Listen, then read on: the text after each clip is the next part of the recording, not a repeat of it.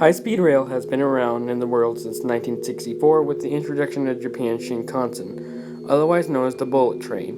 In August 2008, China had officially finished their high-speed rail that connects Beijing to Shanghai and spread out to other cities like Harbin and Lijiang. However, that doesn't mean that there can't be unforeseen accidents and disasters, and that just happened to occur on China's high-speed rail line in July 2011.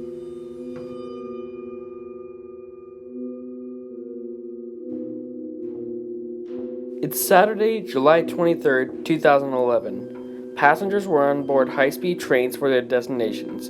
It's late in the evening and one train is heading towards Fuzhou. The train in question is China Railway High-Speed D3115 from Hangzhou. The train set was a Bombardier CRH-1 train set, numbered CRH-1046B, a derivative of the Bombardier Regina in Sweden, and was carrying over 1,000 passengers with driver Healy controlling the train.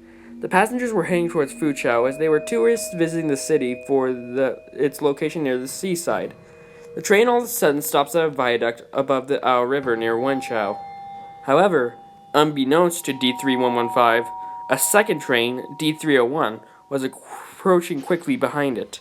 D301 consisted of CRH-2 train set CRH-2-139E, which was built by Kawasaki of Japan, as a derivative of the E2 Shinkansen on Japan's high-speed rail network. D301 has 558 passengers on board coming from Beijing to Fuzhou, with 38-year-old Pan Yihang at the controls. The train had just passed the green signal continuing down south, and that's when he heard the dispatcher yell, "Be careful, D301! D3115 is ahead of you!" Driver Yihang then sees the train ahead and yanks the emergency brake handle, but it was too late to stop the train.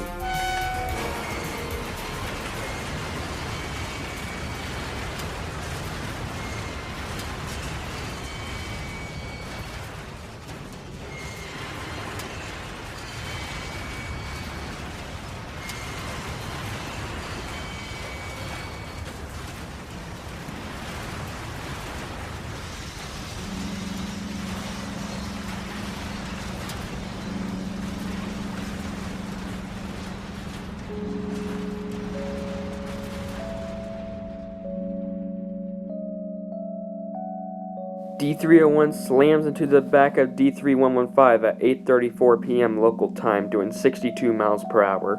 The design of D3115 sent the lead power car and 3 coaches on D301 on top of the rear power car and coach of D3115 before falling off the viaduct to the ground below. The power car and the first 2 coaches were thrown on their sides after falling to the ground, while the third coach laid vertically, making climbing to the top the only option. 40 people are dead, including driver Yihang and the parents of a 2-year-old girl who survived, along with injuring 210. The accident became the 3rd worst high-speed rail disaster, with the Santiago de Compostela derailment 3 years later in 2nd, and the Eshida derailment in 1st. Driver Yihang was hailed as a hero for his attempt to stop the train before the brake handle jabbed into the chest, which happened to reduce the severity of the collision. However, why did D3115 stop in the middle of the tracks in the first place? Well, folks, this is where things become interesting. It was originally stated by some that a storm 60 miles west and 20 miles south had lightning strike D3115, but the Beijing National Railway Research and Design Institute of Signals and Communications said otherwise. The China Rail high-speed line was said to be fail-safe. However, it was a signal that was hit by the lightning, thus disputing the fact that the railroad was fail-safe as stated due to fuses being blown and thus creating a false green light. The automatic train protection system on D3115 caused the train to stop, forcing driver Healy to try and get the train moving again, while D301's ATP failed to detect D315 in general due to the failed signal. The rail cars at D301 were buried in the ground after the incident, and the Chinese Communist Party's propaganda department ordered all media reports to not release the official cause of the accident. Was the attempt to cover up the accident successful? Well, no. The BBC eventually found out about the whole cover-up, and China was forced to give in and tell the rest of the world what happened on that fateful day. Other countries scrutinize China for the burial of the rail cars, hindering rescue operations. Not to mention, multiple people that live in China even fire at the government and the railroad company. What do I mean? Well, let me explain. It was also stated that the high-speed rail ran on advanced technology, but people in China themselves, like television reporter Bei Yansong, retorted with, "The technology may be advanced, but is your management advanced? Are your standard operating procedures advanced? Is the supervision advanced? Is the respect for your people advanced? Are all the minute details advanced? And at the end of the day, is your overall operational capability advanced?" Even the CCTV's 24 Hours Q Kiming had an on-air tirade saying, "If nobody can be safe, do we still want this speed? Can we drink a glass of milk that's safe? Can we stay in an apartment that will not fall apart? Can the roads we travel on our cities not collapse? Can we travel in safe trains? And if and when a major accident does happen, can we not be in a hurry to bury the trains? Can we afford the people a basic sense of security?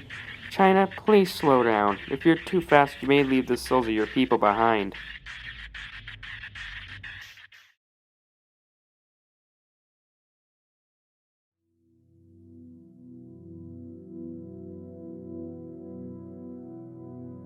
Fewer people took the high-speed rail line after the accident, but since then no more accidents have taken place there. The accident was the only one on the CRH.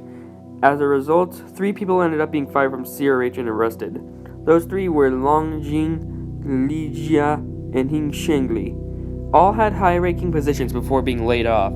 The Minister of China's Railways, Sheng Guangzhou, apologized for the accident and said that a campaign will be focused on improving the high-speed rail network, and as seen today, he has indeed kept his promise. He has, however, stopped being the Minister of Railways for China, as he soon became the General Manager of China Railway before retiring in 2016. Thanks to Guangzhou's improvements, China's high-speed rail network is now safer than before, and hopefully, we will never see another accident like this 10-year-old disaster ever again.